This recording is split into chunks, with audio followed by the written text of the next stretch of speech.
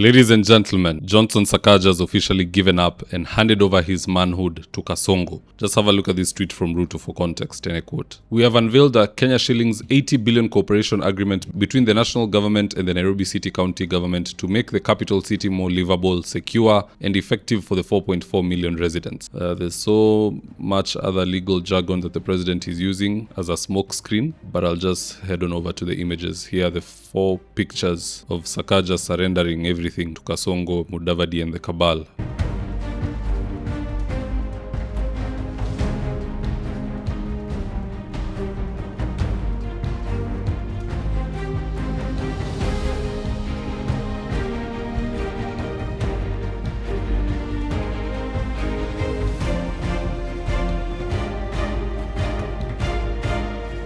And for those thinking it's a joke, here's Sonko affirming it himself. Ladies and gentlemen, security is non-negotiable, especially for a modern capital city like Nairobi. I therefore direct the Cabinet Secretary for Interior to prepare and present within 60 days a framework for a dedicated Nairobi Metropolitan Police Unit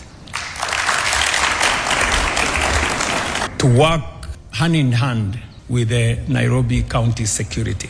We will make, and we must make, Nairobi safe for citizens, visitors, investors, and business alike. Now, in line with that, in this video, I want us to look into some of the reasons why Johnson Sakaja has betrayed his voters and handed over the reins of power to Ruto. And so with no further ado, let's get after it. Now, the first reason behind this hostile takeover by Ruto could be because of Sakaja's incompetence. I mean, last I checked, Ruto was lecturing him because of the filth and squalor in Nairobi. Just listening to this. Nairobi cannot continue to be the city in the filth. We're in the final stages of signing an agreement with the private sector on how we are going to clean this city. It cannot continue the way it is. Tuko na giza sehemu nyingi, na kukiwa na giza tuko na mambo ambayo mnajua yanaendelea kule kwenye giza.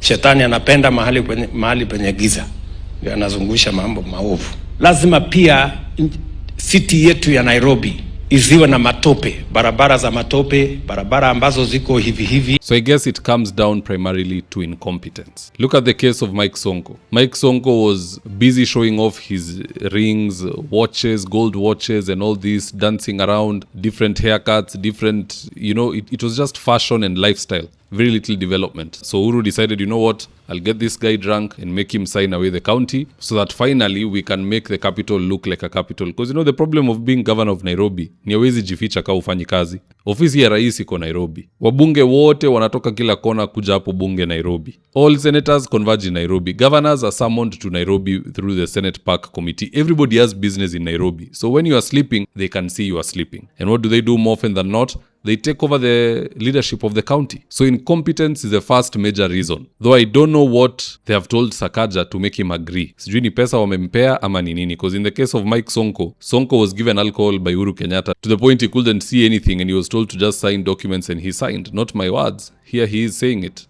Ulinita kule State House, urafiki wetu kwa hizo wiki 3 ukakuwa wa karibu, wewe na nje mkanilewesha, mkanipatia pombe. Mkinipatia ile makaratasi ni sasa nilikuwa naona zigzag sioni.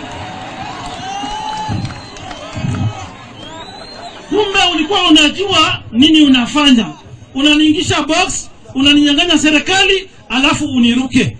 Now, the second reason why Sakaja has engaged himself in a Nusumkate agreement with Sonko is because he's trying to put the national government in an awkward situation. A situation whereby the benefits Sakaja has ceded to them could disappear overnight just like that if Babu Owino or any other challenger wins the race. So in short, Sakaja has incentivized the national government to come to his aid because of this power sharing agreement. But what Sakaja must know is that no matter what he does or says, surviving the onslaught of Babu Owino and Edwin Sifuna in 2027 will be damn near impossible. I don't see it happening. Now, the third reason why Ruto has taken over security matters in Nairobi is because he knows the mother of all protests and maandamano usually stems from Nairobi. And now Ruto has bought himself the right to use brute force to deal with Gen Z in the capital. More so now that Sakaja has handed over all security functions to the national government, aka Murkomen. And it's no wonder, in our previous video I talked about Isaac Hassan, the former boss of IPOA, resigning from that post. People know what's coming and they want nothing to do with it. But do those in power care? They only care about power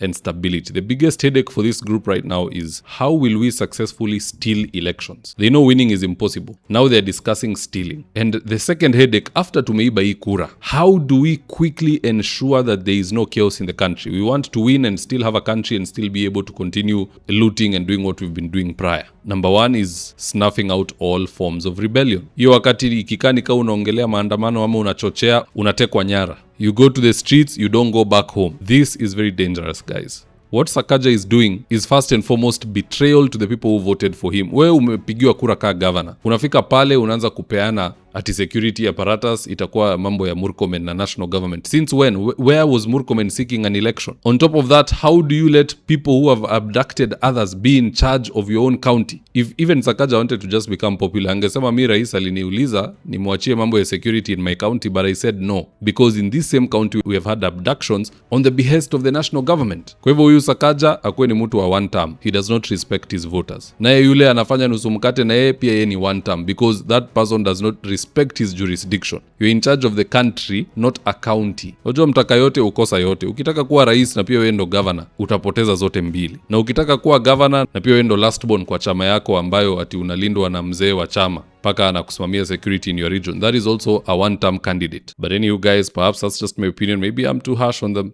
Let's see what Kenyans the next have to say about this. And I quote, Nitric Systems said, "Nothing beats systems. All this is throwing money at a problem. You will still not find garbage cans. Vandals will still destroy the streetlights. Pickpockets will still run in the city. Traffic congestion will still be there. And H2O will still remain to be an issue." Maude said, number one, so you are admitting Nairobi is not livable, secure, or efficient under UDA. Number two, unveiled 80 billion from where? Is it not in the budget? Number three, how do you arrive at 80 billion? Please publish the bills of quantities immediately for public review as mandated by COK, Constitution of Kenya, 2010. Kena Seka said, exactly how President Uhuru Kenyatta introduced NMS and kicked out Mike Sonko. Culture Kenya Media said, we elected you people to do this job. Now you are holding a press conference to tell us you're going to do what we already elected you to do after 3 years. Shaking my damn head. You and me both, brother. This is quite a disappointing duo of Ruto and Sakaja. But what say you guys? Do drop me your comments in the comment section below and I'll do the best to read them and to give you a response. So with that, here today's ads of the day. Right now, I'm with my team headed to a client's house in Ruto for consultation. That is to take measurements of the windows, go through our catalog with the client, and then once they decide on the color and the fabric they want, we'll get busy sewing, and at long last, the curtains installation will be on us. So if you're looking for curtains, shears, curtain rods, curtain accessories, reach out to Phoenix Curtains and Interior Decor and we will sort you out. Call us on 0724 414153. If you're in need of electrical wiring, solar installation, or electrical fittings such as strip lights, snake lights, downlighters, or chandeliers, contact Engineer Wycliffe at 0707 476602 and he'll get your house dapped up.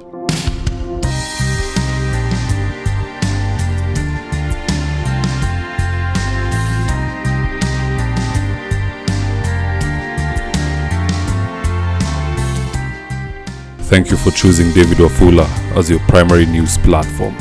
We put countless hours in research, recording, and editing. By showing up each and every day to watch our videos, you encourage us to generate more videos for the viewers. We are on a mission to inform, educate, and build a better tomorrow. To our thousands of followers in a world full of presidents, kings, and queens, you are the real gem. Adios.